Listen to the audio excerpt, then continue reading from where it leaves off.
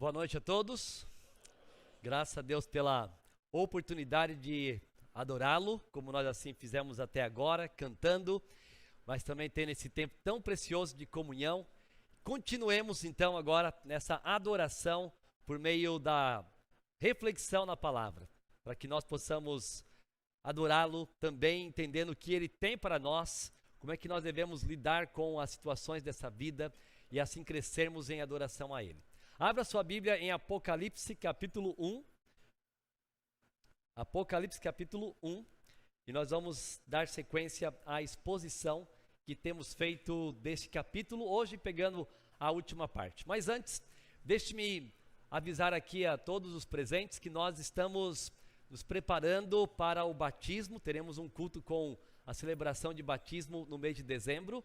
Já temos comunicado algumas vezes por meio do boletim, chamando a atenção dos interessados, e era para você se manifestar caso tenha interesse em ser batizado até domingo passado, mas ainda, caso você não sabia, não ficou atento a essa mensagem de avisos, você pode então falar conosco ainda essa semana, no máximo, porque aí tem as conversas de discipulado e tudo que nós temos que fazer, alguns encontros até dezembro. Então, caso você ou você conhece alguém que queira ser batizado, lembre-se disso, essa é a semana para se decidir a esse respeito. Muito bem, vamos para Apocalipse capítulo 1, nós vamos continuar com a nossa série chamada Revelações de Cristo para a sua Igreja, e nós vamos ler hoje os versículos 12 até o fim do capítulo, ou seja, o versículo 20. Apocalipse 1, 12 a 20, diz assim: Voltei-me para ver quem falava comigo. Voltando-me, vi 7 candelabros de ouro, e entre os candelabros alguém semelhante a um filho de homem, com uma veste que chegava aos seus pés e um cinturão de ouro ao redor do peito. Sua cabeça e seus cabelos eram brancos como a lã, tão brancos quanto a neve, e seus olhos eram como chama de fogo. Seus pés eram como o bronze numa fornalha ardente, e sua voz como o som de muitas águas. Tinha em sua mão direita 7 estrelas, e da sua boca saía uma espada afiada de 2 gumes. Sua face era como o sol quando brilha em todo o seu fulgor. Quando o vi, caí aos seus pés como morto. Então ele colocou sua mão direita sobre mim e disse: Não tenha medo, eu sou o primeiro e o último. Sou aquele que vive. Estive morto, mas agora estou vivo para todo sempre. E tenho as chaves da morte e do Hades. Escreva, pois, as coisas que você viu, tanto as presentes como as que estão por vir. Este é o mistério das 7 estrelas que você viu em minha mão direita e dos 7 candelabros. As 7 estrelas são os anjos das 7 igrejas e os 7 candelabros são as 7 igrejas. Hoje nós vamos falar sobre a visão gloriosa de Cristo. A visão gloriosa de Cristo. João, ao registrar essas palavras que nós acabamos de ler, depois que ele fez as suas palavras iniciais, colocando então ali as palavras para principalmente as chamadas 7 igrejas do Apocalipse, mas também todos os demais ouvintes daquela época, do primeiro século, e chegando até nós nos dias de hoje, depois de ele ter falado sobre essas questões introdutórias, que era ele, João, que estava trazendo essa mensagem, que era uma revelação de Deus, dada a Cristo e dada aos seus servos, agora ele começa a relatar uma grande visão que ele teve. O texto de hoje está dividido a partir do verbo ver. São 3 sessões onde nós temos destaques para o ver. Onde que nós podemos ver isso aqui? No versículo 12, diz assim: Voltei-me para ver quem falava comigo, voltando-me, vi 7 candelabros de ouro. No versículo 17, você nota novamente esse verbo: quando o vi, caí aos seus pés como morto. No versículo 19, você nota novamente: escreva, pois, as coisas que você viu. Os versículos 12, 17 e 19, então apresentam para nós a estrutura do texto que nós vamos estudar nessa noite. Esta é a visão que João teve e coloca de início para todos os seus leitores e ouvintes, porque eles tinham que entender isso para que a mensagem do restante do livro de Apocalipse fosse bem entendida. Em outras palavras, eles tinham que entender quem era Cristo. Cristo, o Rei dos Reis, o soberano sobre todos. Porque se eles não entendessem isso, eles iam ter grandes dificuldades de encontrarem ânimo e encorajamento para lidarem com as perseguições que estavam sofrendo. Ou seja, João queria que eles olhassem para Cristo e não para as circunstâncias, não para os problemas, não para o imperador Domiciano ou qualquer outro perseguidor. Eles tinham que olhar para Cristo. Então, temos que também entender isso, que precisamos olhar para Cristo para lidarmos com as situações de nossas vidas. E aqui então João relata uma visão gloriosa. A visão de Cristo é uma visão gloriosa. Então, quais aspectos que nós podemos ver nesse texto que nos mostram essa visão gloriosa? Por que ela é uma visão assim tão gloriosa? Nós vamos ver 3 aspectos aqui em Apocalipse 1, 12 a 20, dessa visão que fazem dela uma visão extremamente gloriosa. Vamos então notar o que o Senhor tem para nós a partir desses versículos. Primeiramente, note nos versículos 12 a 17 a descrição da visão. Mais uma vez, versículo 12. Voltei-me para ver quem falava comigo. Voltando-me, vi 7 candelabros de ouro e entre os candelabros alguém semelhante ao Filho de Homem. Primeiramente, note, voltei-me para ver quem falava comigo. Você pode imaginar isso? João estava arredondando aqui cerca de 60 anos sem ver Jesus. Jesus já tinha, então, morrido, vencido a morte, ressuscitado, voltado aos céus, mas ele não tinha mais contato com Jesus. João não tinha mais aquela bênção de poder ver Jesus e conversar com ele. Então passaram-se anos, algumas décadas, e agora ele se vira e ouve uma voz que pode ter trazido a ele boas lembranças, e ele então agora quer saber quem está falando com ele. E ele então se dirige. Ele ali que era um prisioneiro, João era um prisioneiro na ilha de Patmos, um prisioneiro do imperador Domiciano. Ele estava isolado, ele estava sozinho, ele tinha sido tentaram calá-lo. O imperador tentou fazer com que ele não levasse mensagem a ninguém mais. Tentou fazer com que ele ficasse sem contato com outras pessoas. Mas agora, mesmo isolado, mesmo na ilha de Patmos, mesmo como um prisioneiro, ele estava recebendo uma visão gloriosa e também uma missão incomparável de animar os crentes daquele final de 1º século. Jesus reapareceu a João de uma forma muito especial. Jesus reapareceu a João para trazer esperança a ele, João, e também para todos os demais que João poderia ter contato. Sabe o que isso nos faz pensar? Bem assim de início, que os homens podem até tentar fazer os seus planos, como talvez o imperador Domiciano, mas Deus faz acontecer o que Ele quer, quando Ele quer, do jeito que Ele quer. Ninguém pode calar aqueles que Deus quer usar. Tentaram calar João, mas mesmo todo o poder do imperador não pôde impedir que João fosse um apóstolo usado por ele, o Senhor, para levar a mensagem às demais igrejas. A voz do Senhor Jesus, também como foi ouvida por João, deve ser ouvida por nós. Devemos ter o desejo de querer ouvir mais de Cristo, ouvir da palavra dele, e devemos ter a disposição de querer ouvir mais para aprender mais sobre ele. E não devemos nos esquecer que o tempo de Deus não é o nosso tempo. João esperou cerca de 60 anos para poder voltar a ver Jesus dessa maneira, e bem diferente, não mais como aquele homem que estava entre eles, ali com os apóstolos, de certa maneira limitado em vários aspectos, mas agora ele estava vendo Jesus em uma apresentação gloriosa, incomparável, indescritível. Ele estava impactado por isso. Vamos pensar um pouco sobre essa descrição da visão que ele relata aqui. Primeiramente, também no versículo 12, nós vemos que Jesus, ele estava entre 7 candelabros de ouro. 7 candelabros de ouro. Aqui temos, mais uma vez, a expressão do número 7. 7 em Apocalipse simboliza a totalidade, a plenitude. E aqui temos, então, os 7 candelabros apontando para a plenitude dos candelabros.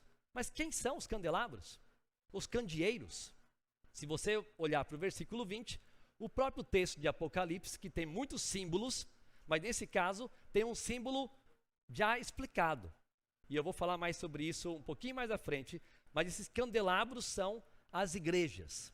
As igrejas estavam sendo simbolizadas dessa maneira.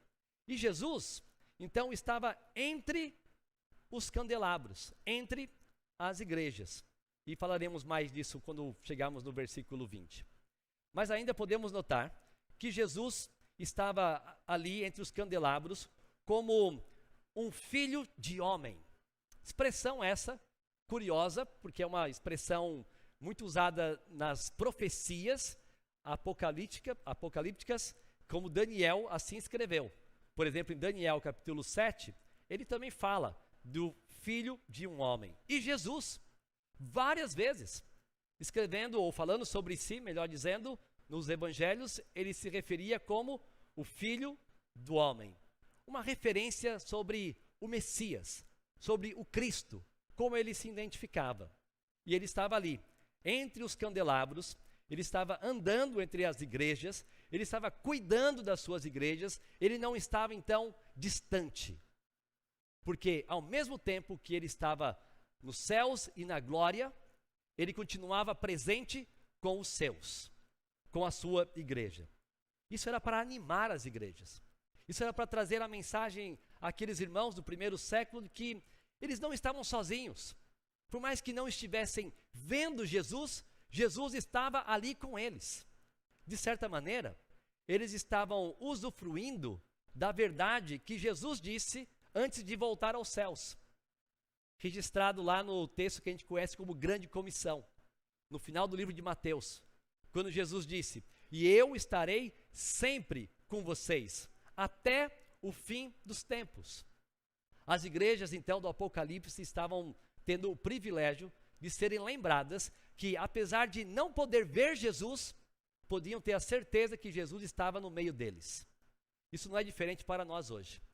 Como igreja do Senhor Jesus, como crentes no Senhor Jesus, por mais que nós não possamos vê-lo literalmente, ele continua no meio de nós.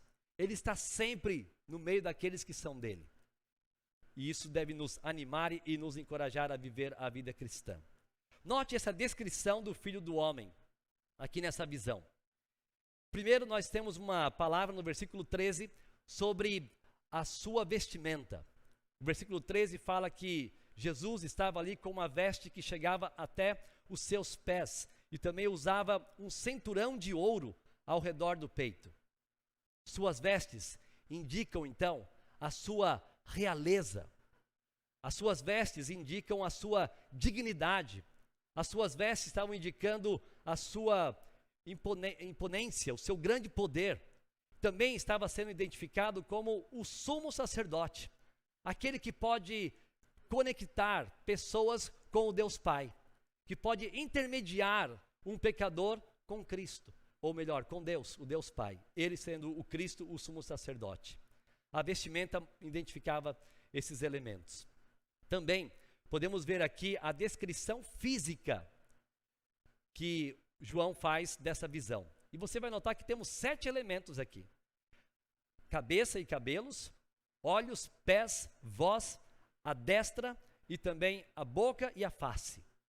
Vamos olhar rapidamente para entender essa visão que João estava tendo de Cristo Jesus. Primeiro, sua cabeça e seus cabelos eram brancos como a lã. Veja no versículo 14. Ou seja, a sua aparência física indicava a sua majestade, o seu poder, a sua singularidade, a sua glória. Ele não era como uma pessoa qualquer. Ele não era como alguém que poderia ser confundido com outros. Ele era totalmente diferente. Ainda mais, notamos o destaque sobre os seus olhos. No versículo 14 ainda fala sobre seus olhos, como sendo olhos como chama de fogo. Ou seja, olhos com autoridade. Um olhar com suprema autoridade. Um olhar como capaz de ver todas as coisas.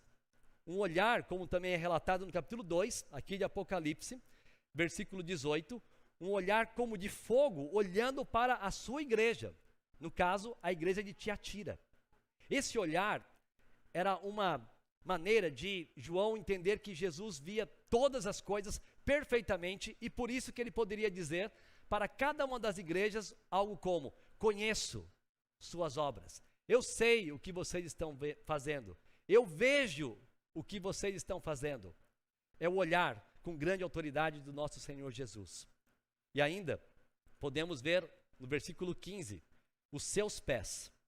Os seus pés eram como bronze numa fornalha ardente. Os seus pés. Também destacado também para a igreja de Tiatira, capítulo 2, versículo 18. Esse aspecto dos pés, os pés em bronze, era uma maneira de João destacar que ele estava vendo alguém com força, com uma posição que não poderia ser abalada. Ele tinha firmeza, inclusive para esmagar seus inimigos. Ele tinha então toda a força necessária para ser um juiz incomparável. Podemos ver ainda no versículo 15, algo sobre a sua voz.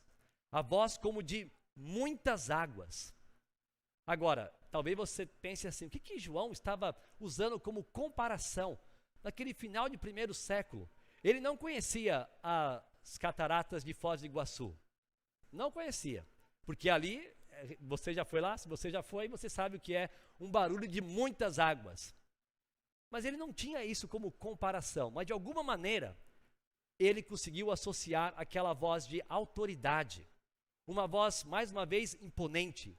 Uma voz única, uma voz incomparável, com muita força, e que ele tinha que ouvir. Era mais uma maneira de destacar a sua singularidade. Uma voz de verdade, de total autoridade. No versículo 16, essa descrição física de Jesus ainda continua. No versículo 16 é falado sobre a sua destra, a sua mão direita.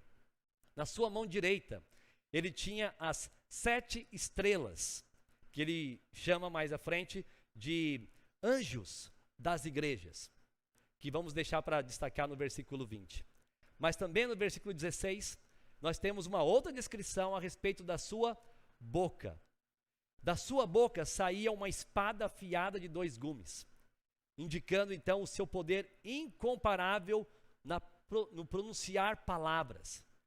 Juiz, único juiz, justo, aquele que pode dizer o que é certo, o que é errado, o que é um pecado, o que é uma virtude.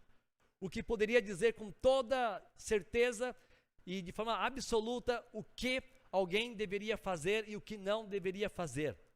Uma palavra como espada de 2 gumes. E é assim que Cristo governará. Nós podemos ver isso também em outros trechos do livro de Apocalipse, Cristo reinando com o poder da sua palavra, que não pode ser questionada. Lá no livro de Gênesis, nós temos uma situação que nos traz uma certa luz quanto a essa questão aqui, porque lá Deus falou com Adão e disse o que ele deveria fazer, o que não deveria fazer. Logo aparece uma serpente e questiona o que Deus disse. Não é bem isso não que Deus quis dizer. Ou seja, começou a questionar a autoridade do Senhor. Mas isso nunca mais poderá acontecer. Porque quando Cristo reinar, o que ele falar vai ter que ser ouvido e obedecido. Porque ele terá uma palavra como espada de 2 gumes. Ninguém poderá deixar de obedecer aquilo que ele diz. Também podemos ver a sequência da descrição, algo sobre a sua face. A sua face, o 7º elemento dessa descrição física. A face de Cristo resplandecia a sua glória. Possivelmente, João poderia ter se lembrado da transfiguração relatada por Mateus no capítulo 17. aquele momento em que Cristo aparece com Moisés e Elias para Pedro, Tiago e João. João estava ali, mas agora parece que ele está vendo algo muito mais forte e impactante do que o que ele tinha visto no Monte da Transfiguração, que já era algo impactante, mas agora vendo algo mais. Tanto que ele diz que a face de Cristo era resplandecente como o sol, forte como a luz do sol. Tudo isso mostra que João estava impactado com a aparição de Jesus. Não era um homem qualquer, não era um ser que poderia ser visto em outro momento. Ele estava descrevendo cada um dos detalhes, e você sabe que quando nós falamos de detalhes para alguém, é porque algo nos chama muita atenção. Você não dá detalhes de algo quando você simplesmente tem uma ideia e fala para a pessoa, tinha isso e isso. Agora, você dá detalhes quando aquilo acontece na sua visão, na sua vida, de forma que você fica assim, deslumbrado com cada parte daquilo que você viu. E era assim que João, então, estava descrevendo o que tinha visto. Todos os detalhes dessa cena, dos aspectos físicos da aparição de Jesus, provam, então, que João estava impressionado com o que estava vendo. Tudo isso evidenciava que a visão era uma visão gloriosa, uma visão incomum. Toda essa descrição foi feita por João para destacar a singularidade e a majestade de Cristo. Agora, então, algumas aplicações para nós. Primeiro, a visão de Cristo é muito importante para que a mensagem do livro seja bem entendida. Da mesma forma que nós só conseguiremos lidar com as dificuldades e tribulações dessa vida se tivermos a visão correta de quem é Cristo. Se Cristo não nos impactar, se nós não entendermos esse ser incomparável que é o nosso Senhor, nós não saberemos lidar com as situações que existem neste mundo. Nós, por outro lado, à medida que entendemos quem é Cristo, à medida que nós entendemos a sua grandeza, nós saberemos lidar com qualquer coisa que possamos enfrentar neste mundo. Ou seja, as igrejas do Apocalipse e os demais irmãos que estavam recebendo aquela mensagem tinham que olhar para Jesus e não para as circunstâncias. Deveriam olhar para Jesus e não para as ameaças. Deveriam olhar para Jesus e não para os problemas que poderiam estar enfrentando, inclusive as perdas de entes queridos ou perseguições intensas físicas. Mas eles tinham que olhar para Jesus. Não é diferente. Eu e você, nós como igreja, precisamos cultivar, precisamos aumentar a compreensão de quem é Cristo em nossas vidas. Muitas vezes, vidas medíocres de crentes são resultado de uma falta de visão de Cristo. Não sabe quem é Cristo, não entende quem é Jesus. E aí então, levam uma vida muito básica, para usar essa outra palavra, porque poderiam estar muito seguros se estivessem entendendo quem é Jesus, apesar das dificuldades deste mundo. Nossos irmãos do primeiro século da era cristã, eles tinham que olhar para Jesus, não para o imperador ou para as circunstâncias. Nós também precisamos olhar para Jesus. E precisamos cultivar em nossas mentes a grandeza do nosso Senhor Jesus. E podemos fazer isso como? Orando, citando atributos de Cristo, cantando músicas sobre Jesus, como fizemos hoje com várias das músicas aqui. Devemos cantar letras que descrevem quem é o Senhor Jesus e entendermos a grandeza do nosso Senhor. Devemos focar mais a nossa atenção nele e menos em circunstâncias. Vamos para um segundo aspecto dessa visão gloriosa. Versículos 17 e 18. Veja o impacto da visão. Versículos 17 e 18. Quando o vi, caí aos seus pés, como morto. Então ele colocou sua mão direita sobre mim e disse: não tenha medo, eu sou o primeiro e o último. Veja primeiro aqui a atitude de João diante da glória de Cristo. Primeiro ele descreveu, por detalhes, E logo depois que ele termina toda essa descrição, ele cai, literalmente vai ao chão, como morto. Ele estava com temor, ele se rendeu aos pés de Cristo. Ele entendeu quem era Cristo, estava entendendo aquela aparição gloriosa, e ele não chamou Cristo de, ô amigão, que bom te ver. Muito menos usou expressões de uma teologia da Xuxa. O cara lá de cima é um cara legal e coisas parecidas. Nada disso. Ele se quebrantou, porque ele entendeu quem era Jesus. Ele se rendeu aos pés de Jesus. Assim como os profetas do Antigo Testamento fizeram. Por exemplo, você pode se lembrar de Isaías. Isaías, lá no capítulo 6 do seu livro, depois que ele fala sobre a visão da glória de Deus, ele diz, ai de mim, estou perdido. Ele se rendeu aos pés do nosso Deus ali, naquela visão que ele teve. Da mesma maneira, Daniel também, um outro profeta, ele teve uma visão semelhante sobre o Filho de Deus, vamos falar de teofania, ou seja, uma aparição de Jesus no Antigo Testamento, e ele olha para cima, diz Daniel capítulo 10, versículo 5, e ele diz que via um homem vestido de linho, e aí depois que ele viu e o ouviu, ele no versículo 9, do capítulo 10 de Daniel, diz que cai prostrado, com o rosto em terra, e perdeu os sentidos. Diante da grandeza de Deus, diante da grandeza do Senhor Jesus, não há outra atitude, a não ser a de quebrantamento, a de rendição. E ainda mais um profeta, Ezequiel. Ezequiel, capítulo, também no seu livro, ele fala assim, essa era a aparência da figura da glória do Senhor.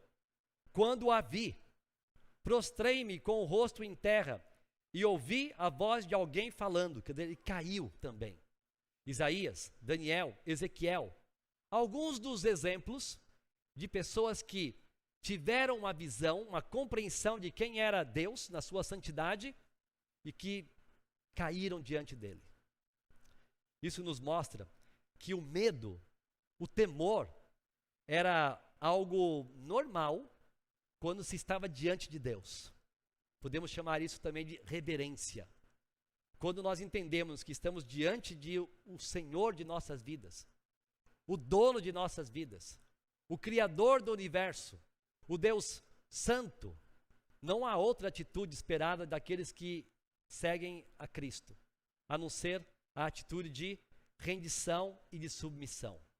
Portanto, se você crê em Jesus, se você entende quem é Jesus, você o segue, você é submisso, você é um servo dele, você se entrega a ele. Por outro lado, se você diz que crê em Jesus, mas continua vivendo o seu jeito de vida, seu estilo, fazendo só o que você quer, a hora que você quer, pecando e desagradando ao Senhor, não diga que você se rendeu a Cristo, porque é incoerente. Quem crê em Jesus se rende diante dele. Não tem outra atitude a não ser de, Senhor, o Senhor é dono da minha vida. E eu estou aqui, literalmente, se for necessário, no chão, para te servir. Eu não quero mais fazer a minha vontade.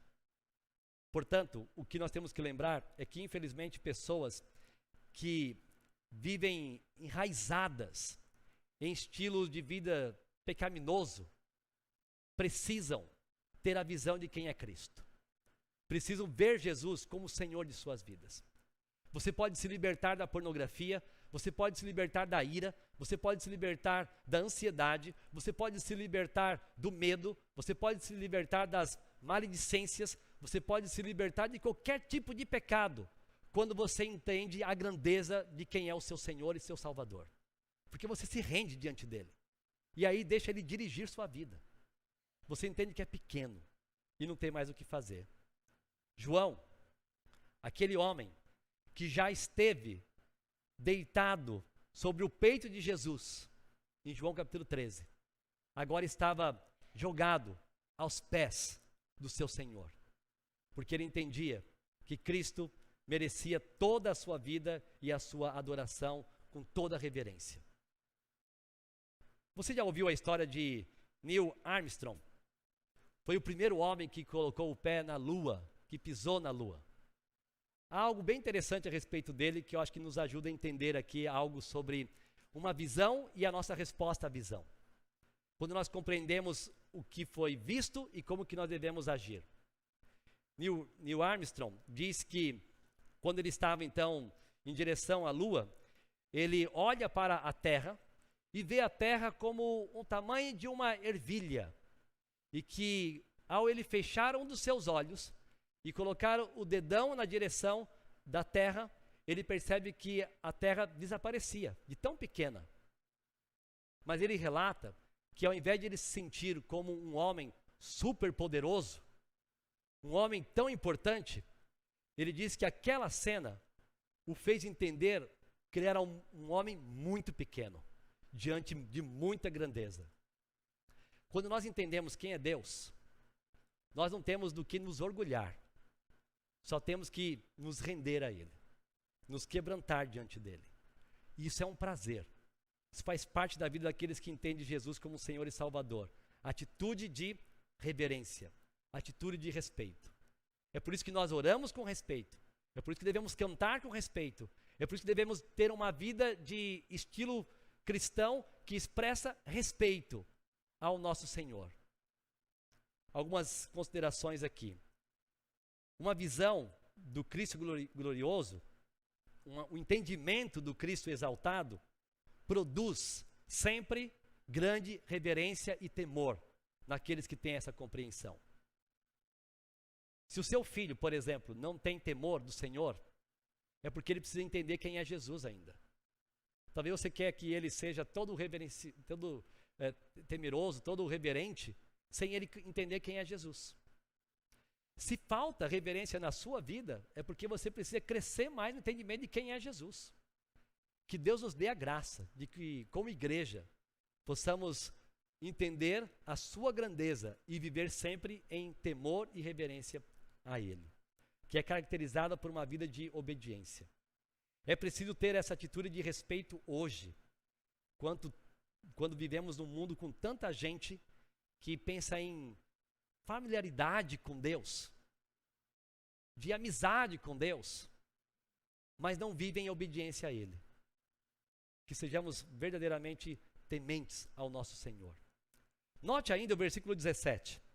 Além dessa atitude de Jesus, de João diante de Jesus, nós temos palavras de Jesus sendo apresentadas aqui, descrevendo a Ele mesmo. E aqui temos João impactado. Agora disse aqui Jesus, ou melhor, João ainda fala, Ele colocou a sua mão direita sobre mim e disse, não tenha medo, eu sou o primeiro e o último. Cristo é misericordioso. Diante daquela atitude de queda, diante dessa grandeza, João estava ali ao chão e Jesus o trouxe para perto, colocou então a mão no seu ombro e disse, olha, você não tem que temer, não tenha medo. Aqui nós temos esse atributo implícito da misericórdia e compaixão de Jesus. Ele colocou sua mão direita sobre mim e disse, não tenha medo. O nosso Deus, o nosso Senhor Jesus, esse que tem uma voz como muitas águas, ao mesmo tempo que pode ser uma voz estrondosa, de autoridade, também traz uma voz de consolo e de encorajamento. Ele anima e ajuda aqueles que creem nele. A palavra de Deus é uma espada de dois gumes. Ela pode, por exemplo, desafiar e nos levar a mudanças, mas também, ao mesmo tempo, trabalha o consolo que nós precisamos. E ali então, o Senhor Jesus chama João, não temas, não temas. Uma voz então confortante e tranquilizadora. Uma voz que dissipa temores.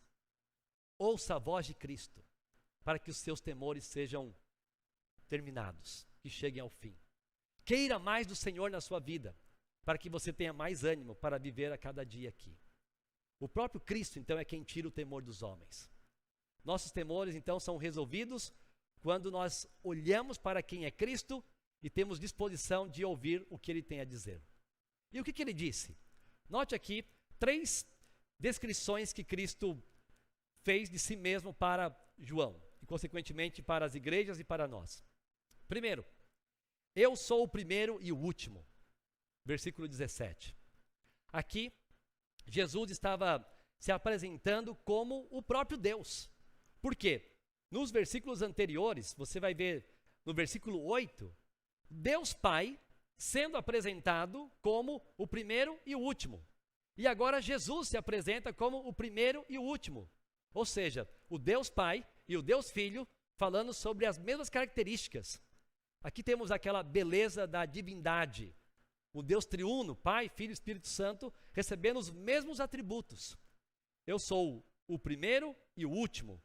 Em outras palavras, eu sou quem começa e quem termina todas as coisas. Eu sou o Deus soberano sobre tudo e todos. Ninguém pode receber esse atributo, exceto o próprio Deus. Ele também diz, no versículo 18, estive morto, mas agora estou vivo para todo sempre. Cristo estava confirmando a vitória dele sobre a morte. João podia se tranquilizar disso, que Cristo já tinha vencido a morte já há muitos anos, ele viu isso acontecer na ressurreição e na ascensão de Cristo, e agora estava ouvindo mais uma vez, eu estive morto, mas agora vivo para todo sempre. Sabe o que isso tem que trazer a nós? Nós não servimos um Deus morto. O nosso Deus é vivo. Podemos não vê-lo, mas pela fé podemos ter a plena certeza de que Ele está em nosso meio e está em nossas vidas todos os dias. Porque o nosso Senhor não é um Deus morto. Ele é vivo, Ele venceu a morte. E isso deveria também encorajar, especialmente os nossos irmãos do final do primeiro século, quanto às perseguições. O imperador Domiciano podia talvez matá-los. Mas e aí? Não devemos temer homens. É o que eles tinham que entender. Porque se o próprio Cristo venceu a morte, todos aqueles que creem nele também vencerão a morte. Da mesma forma, eu e você hoje. Não devemos temer ninguém. O máximo que uma pessoa pode fazer é nos tirar a vida, aqui. Mas nós viveremos para sempre, com o nosso Senhor e com o nosso Salvador. Por isso, por que ter medo? Não há espaço para isso. Em meio a toda a seriedade que falei até agora, eu vou até brincar um pouco. Você pode até viajar com o Aaron, de avião com ele. Não é? Não, olha, se cair, você vai para o Senhor. Quer esperar um pouco mais, né? Mas isso para entender o seguinte, não há situação nessa vida que deva nos tirar a paz e a confiança no Senhor. Só que, infelizmente, muitas vezes dizemos que não tememos a morte. Não, eu não temo a morte. Só que aí tememos coisas bem menores. Tememos, por exemplo, às vezes sair em certo tipo de transporte. Seja um barco, seja um avião, seja, às vezes, falar em público, quando tem que falar algo na empresa ou na escola. Isso não é nada perto de correr risco de vida. Mas agora tenho medo disso, tenho medo. Medo do quê? O que vão fazer com você? Entende como as raízes dos medos estão atrapalhando a nossa maneira de entender quem é o nosso Deus e a grandeza dele? Quando nós entendemos quem é o Senhor, nós lidamos com qualquer situação dessa vida. Agora, não estou dizendo que todo mundo tem que ter as mesmas habilidades para, por exemplo, dar aula, falar em público, se dirigir a pessoas, mas medo do quê? Ninguém pode fazer nada que Deus não esteja dirigindo e permitindo. E se você perder sua vida por alguma razão, você vai poder estar com seu Senhor, porque Ele venceu a morte e vive para todo sempre. Era o que João tinha que lembrar, era o que os irmãos das igrejas do Apocalipse tinham que lembrar, os leitores do livro de Apocalipse naquela época e todos nós hoje. O nosso Deus vive eternamente. E ainda, eu tenho as chaves da morte e do Hades, ou do inferno, versículo 18. Essa afirmação de Jesus é bem interessante, porque o imperador Domiciano, muitas vezes, como qualquer outro imperador, eles pronunciavam algumas coisas como: quem manda aqui sou eu é que mando prender, eu é que mando matar, eu que decido quem vai viver e coisas assim. Mas Jesus disse assim: não, eu é que tenho a chave da morte e inclusive do inferno, ou do Hades, lugar de habitação dos mortos. Cristo é quem tem controle e poder sobre a morte. Logo, ninguém morre quando não é para morrer, porque quem controla todas as coisas é Ele. E mais, o nosso inimigo maior, Satanás, o diabo, nem ele tem poder sobre o inferno. Ele pode estar lá, mas quem domina é Cristo. Cristo é dono de tudo e todas as coisas, até mesmo nas esferas espirituais.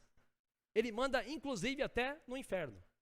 É Ele que tem a chave, é Ele que decide o que fazer e como vai fazer todas as coisas. Então, é Ele que reina no mundo dos vivos e reina também, vamos colocar assim, no mundo dos mortos, porque Ele é o único que é o Rei dos Reis. Logo, nem mesmo a morte pode nos separar do amor de Cristo, porque confiamos nele.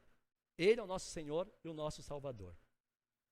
Proste-se então diante de Cristo, contemple-o, cresça na sua admiração, entenda quem Ele é e vença os seus medos e temores. O nosso Senhor se importa com a vida dos seus servos. Ele continua dizendo a todos: creiam em mim, não temam, como Ele disse para João. Lutas dessa vida não podem nos desanimar quando realmente entendemos quem é o nosso Senhor Jesus Cristo. Nem mesmo a morte pode nos separar do amor de Cristo. E por fim, versículos 19 e 20. Veja agora um terceiro aspecto dessa visão gloriosa. A revelação da visão. Versículo 19. Escreva, pois, as coisas que você viu, tanto as presentes como as que estão por vir. Temos aqui uma revelação anunciada. O comissionamento dado para João, agora ele é reenfatizado. Por 2 vezes foi dito para João, essa aqui é a segunda. Você escreve aí. E isso nos lembra, mais uma vez, aquilo que nós já falamos na mensagem anterior. Quando Deus decidiu se tornar conhecido por meio do texto escrito, pedindo e mandando João escrever e direcionando para as igrejas, para os crentes, é porque eu e você, todos nós precisamos conhecer Deus. Como? Lendo. Você precisa ler as Escrituras. Você precisa entender quem é Deus, tirando tempo para estudo das Escrituras. Deus se revelou por meio de texto escrito. Conhecer a Deus, então, exige que nós façamos leitura, porque é assim que Ele se revelou, o que é um grande privilégio. E também devemos, como igreja, trabalhar de todas as formas possíveis para que a mensagem escrita do Evangelho chegue nos povos que ainda não têm as Escrituras. Portanto, apoiar tradução, apoiar pessoas que investem tempo e anos de sua vida para que outros povos, inclusive comunidades indígenas, tenham acesso ao conhecimento de Deus pelo texto escrito, é um grande privilégio, um grande desafio. Devemos fazer isso. Agora, veja que essa revelação aqui foi anunciada até em esboço. 3 pontos. Olha aí. Ele diz: escreva tudo aí. As coisas que você viu, as que são e as que estão por vir.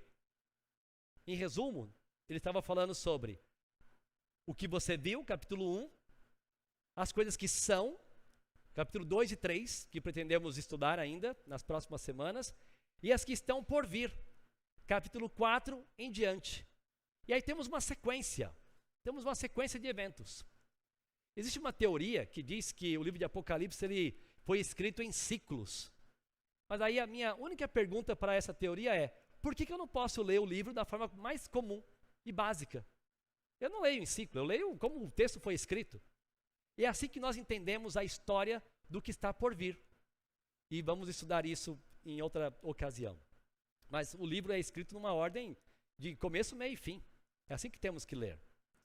Agora veja o versículo 20. Esse é o mistério das 7 estrelas que você viu em minha mão direita e dos 7 candelabros. As 7 estrelas são os anjos das 7 igrejas e os 7 candelabros são as 7 igrejas. Em resumo aqui, de uma forma bem direta, Jesus estava agora dizendo: olha, tem alguns símbolos aqui que você precisa entender qual é o significado. E eu vou destacar 2 para você, João. E aí o livro de Apocalipse tem muitos símbolos. E temos que tomar cuidado para interpretá-los. Mas aqui é muito seguro.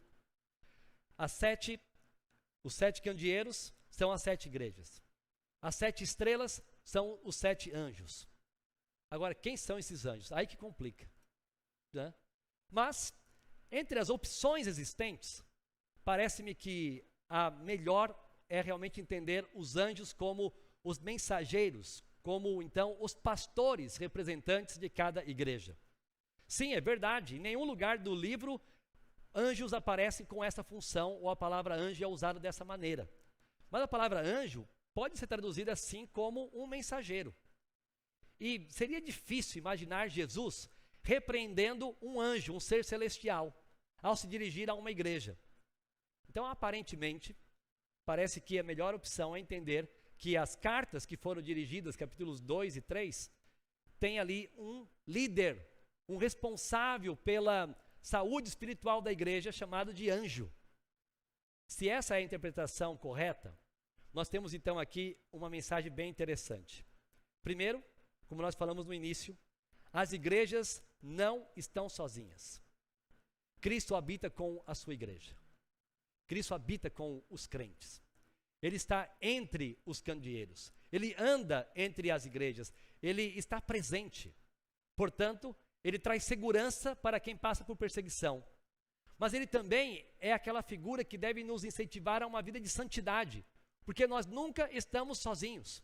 Os olhos dele estão sobre nós em todo momento. Então é bom saber que nós estamos seguros, mas é desafiador também entender que devemos viver em santidade. E por fim, os 7 anjos, as 7 estrelas, não têm brilho em si. Precisam refletir a glória que é de Cristo. Ou seja, a igreja pertence unicamente a Jesus. As estrelas não têm brilho próprio. Elas precisam simplesmente refletir Cristo. Então, liderança de igreja tem que ajudar a igreja, os demais irmãos, a refletirem Jesus. E ele mesmo tem que ajudar com o seu próprio exemplo. Por outro lado, tem uma grande segurança. Apesar de ataques, críticas, até mesmo igrejas que derrubam o seu pastor, mandam embora, isso aí pode trazer consolo para os pastores. Estão nas mãos de Cristo. Se você me mandar embora um dia, eu vou estar seguro, porque estarei nas mãos de Cristo. Amém, né? Amém. Muito bem. A visão gloriosa de Cristo. A visão de Cristo é uma visão gloriosa. Por quê? Porque ela é descrita com detalhes. Porque ela é impactante. E porque ela é explicada, revelada, para que possamos entender as verdades que tem nela. Os crentes de hoje precisam de uma consciência de quem é Cristo, para serem mais santos, para serem mais gratos, para viverem em maior submissão. Precisam ver a glória de Cristo. E precisamos, então, dessa forma, cultivar uma vida centrada em Jesus. Só assim poderemos viver glorificando o nosso Deus e superando dificuldades dessa vida. Que Deus nos ajude a viver assim. Oremos. Senhor, somos gratos por tua revelação, escrita em detalhes, e pelas aprendizagens que podemos ter. Precisamos olhar para o Senhor Jesus. E precisamos desenvolver um senso de temor, de reverência, de submissão, ao entender quem é o Senhor, tão grande, tão maravilhoso, e assim vivermos em santidade como te agrada. E ao mesmo tempo entendermos que lutas deste mundo não são maiores do que o nosso Deus. Ninguém pode ser descrito de forma tão poderosa como o nosso Senhor Jesus. Ele é o Deus soberano, o Rei dos reis. Não importa qual seja o governante neste mundo. Não importa, inclusive, quem seja o nosso próximo presidente. Ainda assim, vivemos para o Senhor de forma segura, porque o Senhor nos guarda nas tuas mãos. No nome de Jesus. Amém.